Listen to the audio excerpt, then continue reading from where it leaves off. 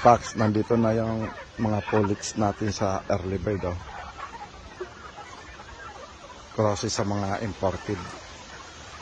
Dami na to. Nasa 200 din tong pullets na to.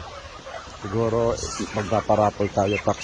Yung first prize, 4 o 5 pullets. Yung second prize, 3 pullets. Yung third prize, 1 o 2 pullets. Depende sa panahon. Depende sa ang kaulo. Yan. Tinuturo ka ng Big Sampaligo, punta na sa range muna. Yan, tinuturo ka ni Master Jake ng Big San. Ay, papa yan pala.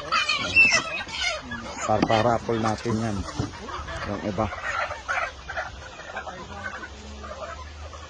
First prize, 4 or 5 pullets. Second prize, 3. Yung third prize, mga 2 or 1 pullets. Yung iba nito nasa taas na.